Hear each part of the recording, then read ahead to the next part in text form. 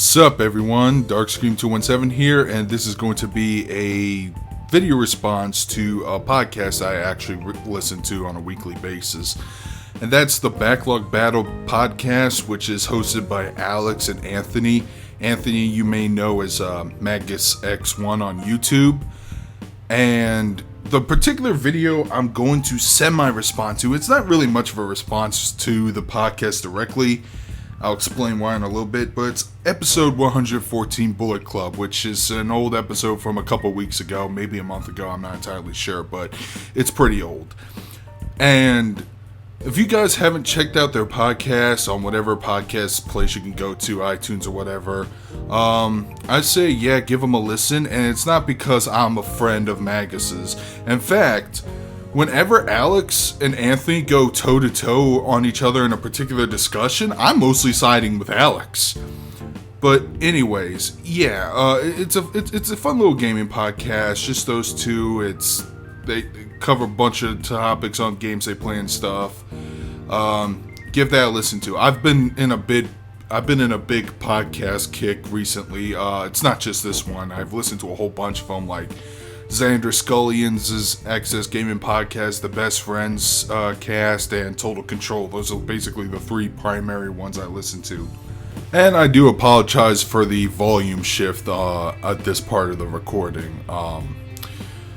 But I was so proud of that first take, I didn't want to redo it. Anyways, in their podcast, they talk about, the era of gaming we live in, and they say it's probably the best one we're in to date. And it is a really, they don't cover it that much, I'm not gonna lie. They only cover it for like about 20 minutes or so, and those 20 minutes of that podcast, they only cover the nostalgia versus modern day clash. And they're basically saying, yeah, well, there were some games that were great back in the day, but I think we've come a long way and we've gotten better. And that in itself, that is a really good reason, and I don't disagree with it. But there are so many factors, so many things to talk about, so much shit when you compare video gaming to today to the video gaming of the NES days, or even the Super NES or the N64 days. A topic so big and interesting that it is worth talking about, but I'm afraid that I won't be able to cover everything in this video alone. Because besides looking at the qualities of the video games themselves when you compare it to graphics and gameplay and the way the levels are designed in each game and all that stuff, you also have to factor in maybe some business decisions, some localization decisions, all this other stuff that have a lot of both good and bad to them. And most people think that we live in I think they mentioned this in their podcast, but they say most people think we're in a really dark era of gaming. And they say those people only focus on the blockbuster titles, they call it. I'm pretty sure they're referring to the AAA market. And you know what?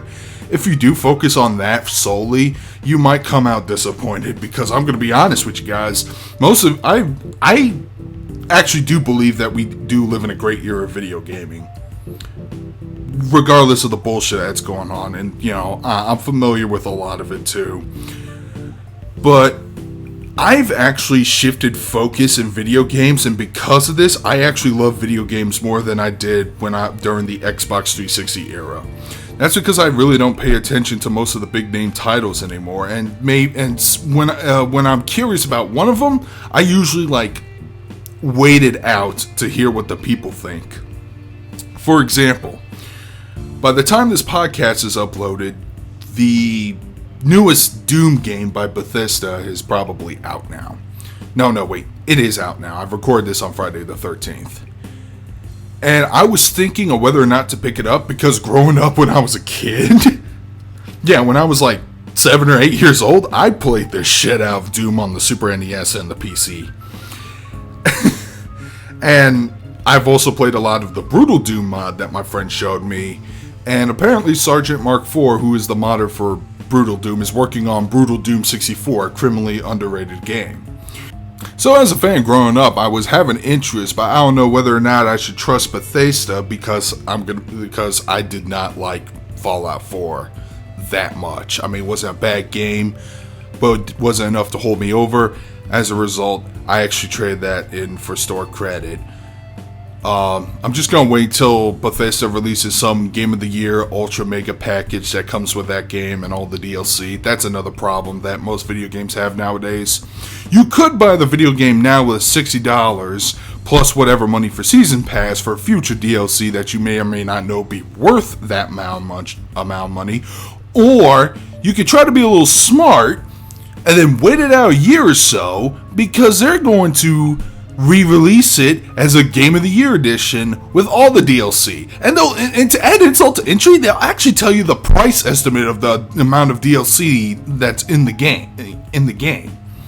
I believe Saints Row Re-Elected, which also came with the Get Out of Hell package, I bought that. I want to bought $50 or $60. I can't remember, but they said that there was like $50 of DLC in there on the back of the box. So I might just wait out for Doom to see where they're going with this. Maybe wait for a price drop. Maybe wait to see what the critics say, because I really want to play Doom. I love Doom. I love, that frantic shooter. I really like that classic style of FPS to come back, because I'm really not a big fan of Call of Duty and all that stuff. But at the same time, I just don't know. I'm just not entirely sure. Because I could play the game's campaign, and I do measure like the quality of the game versus the price. I would look at it and go, well, it's good, but it's not $60 good.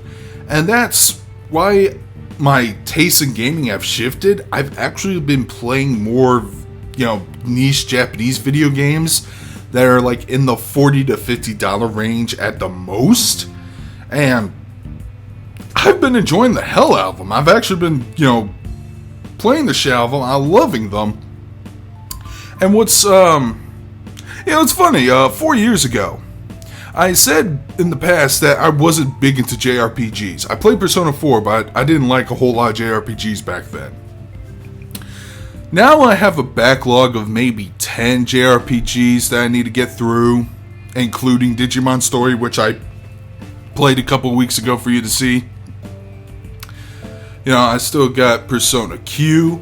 I still got Suikoden 2, which was re-released digitally on the PS Vita. So, and because of this, I'm actually a little more optimistic when it comes to video games. I managed to find find a section that interests me. So, yeah, I don't focus mostly on the AAA stuff. Mostly because of the bullshit business practices. You could get a game with $60, or really it's close to $100 if you add that season pass tag. Compared to my gaming experiences back in the day when I was a kid from the NES and Super NES, I will admit, I did not have a really good library growing up when I was a kid. I had the Ninja Turtles, the first TMNT game for the NES, the side-scrolling one. I remember that game just making me really mad when I was a kid. Thank God I had the arcade game sequel, that game as well. I also had Batman Forever for the Super NES. When AVGN reviewed that game years ago and explained to me why I could not progress through that game because of how the hell you shoot that grappling hook, I wanted to scream so loud. And I'd rather play Mortal Kombat's 9 and X over any of the previous MK installments, including 2 and Ultimate 3, which most fans consider to be the best of the franchise, but I totally disagree. When I was a kid, yeah, I did like Mortal Kombat, but when I got older and tried out other better fighting games out there, Mortal Kombat just doesn't freaking hold a candle in terms of gameplay. And even Killer Instinct, I had no hopes for that Xbox One reboot. It comes out, I play it a few times at conventions or at a friend's house. I fucking love the game. I would get an Xbox One for Killer Instinct, but I need more than one game to interest me on the Xbox One.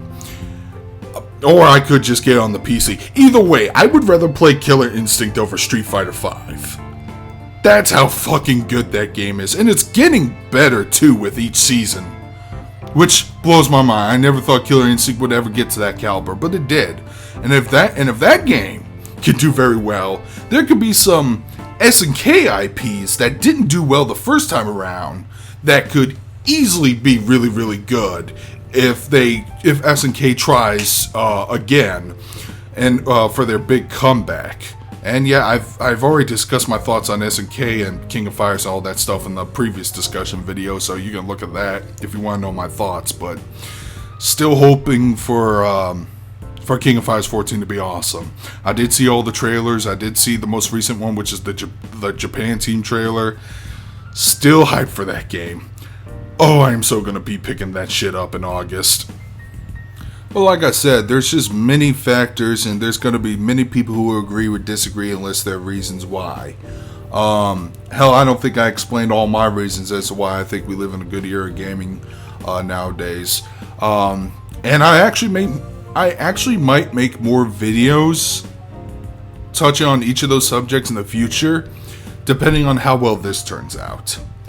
But to close off, this year is looking pretty fucking sweet.